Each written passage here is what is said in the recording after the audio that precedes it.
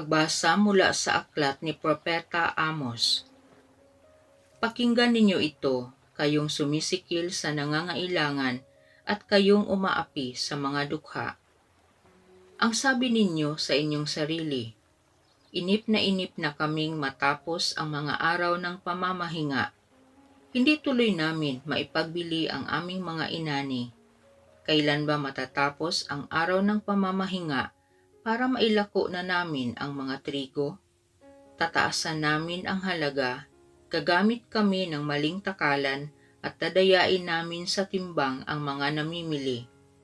Sa halaga ng isang pares na sandalyas, aming bibilhin bilang alipin ang taong dukha. Pati tulyapis ng trigo ay ipagbibili namin sa mataas na halaga.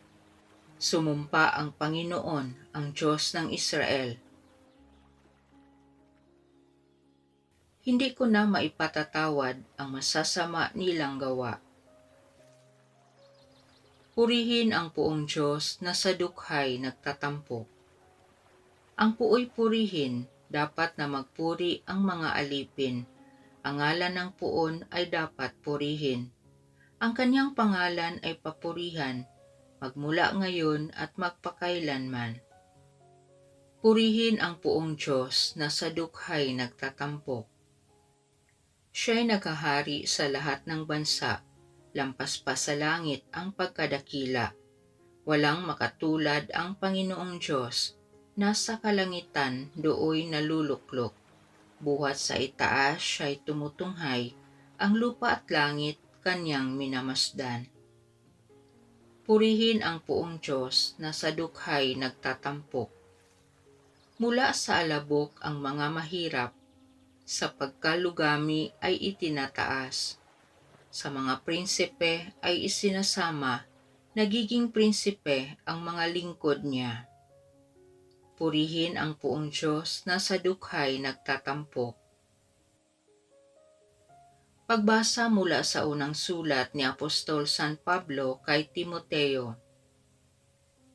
Pinakamamahal ko, una sa lahat, ipinakikiusap kong paabutin ninyo sa Diyos ang inyong kahilingan, panalangin, pamanhik at pasasalamat para sa lahat ng tao.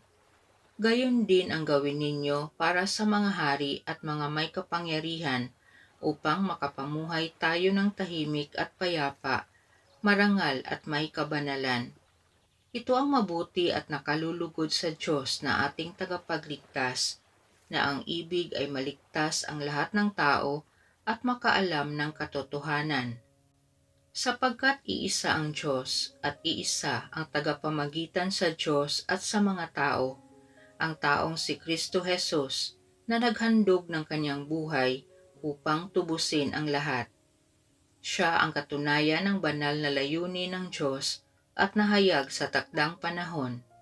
Dahil dito, ako'y hinirang na mangangaral, apostol at tagapagturo ng pananampalataya at ng katotohanan ito sa mga hintil. Katotohanan ang sinasabi ko, hindi ako nagsisinungaling. Ibig kong ang mga lalaki sa lahat ng dakoy manalangin may malinis na kalooban, walang hinanakit o galit sa kapwa. Ang salita ng Diyos. Si Kristo ay naging dukha upang tayo'y managana sa bigay niyang pagpapala. Ang mabuting balita ng Panginoon ayon kay San Lucas. Noong panahong iyon, sinabi ni Jesus sa kanyang mga alagad, may isang mayaman na may isang katiwala. Isinumbong sa kanya na nilulustay nito ang kanyang ari-arian, kaya't ipinatawag niya at tinanong, ano ba itong naririnig ko tungkol sa inyo? Isulit mo sa akin ng buo ang pangangasiwa mo sa aking ari-arian, pagkat mula ngayon ay hindi na ikaw ang katiwala ko. Nawika ng katiwala sa sarili. Aalisin na ako ng aking Panginoon sa pangangasiwa. Ano ang gagawin ko? Hindi ko kayang magbungkal ng lupa, nahihiya naman akong magpalimos. Alam ko na ang aking gagawin. Maalis man ako sa pangangasiwa, may tatanggap din sa akin sa kanilang tahanan. Isa-isa niya ngayong tinawag ang mga may utang sa kanyang Panginoon. Tinanong niya ang una, "Gaano ang utang mo sa aking Panginoon?" Sumagot ito, "100 tapayang langis po." "Heto ang kasulatan ng iyong pagkakautang. Dali, maupo ka't gawin mong 50, sabi ng katiwala. At tinanong naman niya ang isa, "Ikaw, gaano ang utang mo?" Sumagot ito, 100 kabang trigo po." "Heto ang kasulatan ng iyong pagkakautang," wika niya, "isulat mo 80.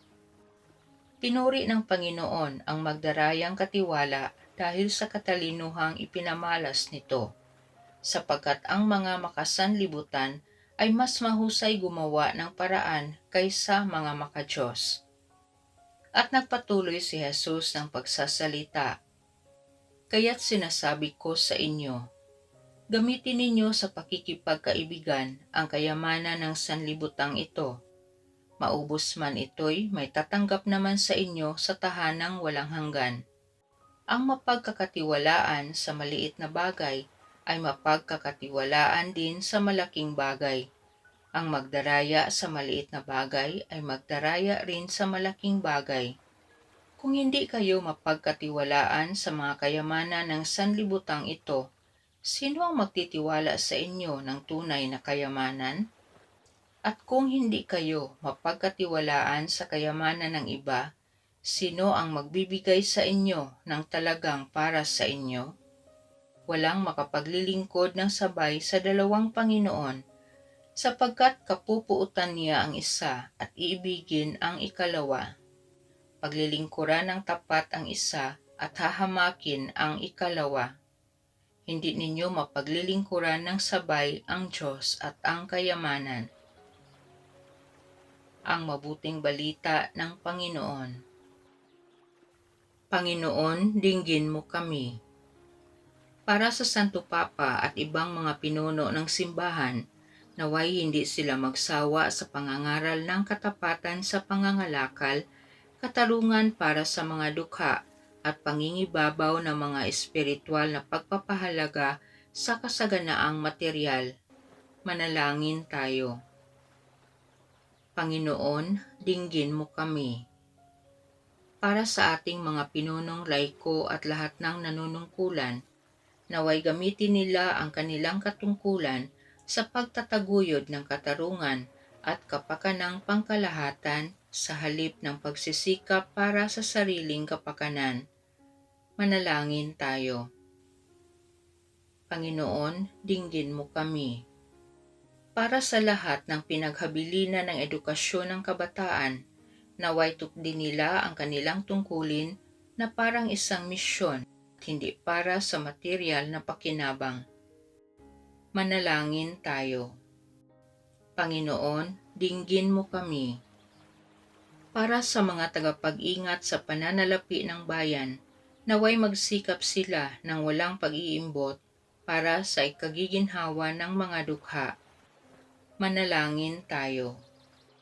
Panginoon, dinggin mo kami.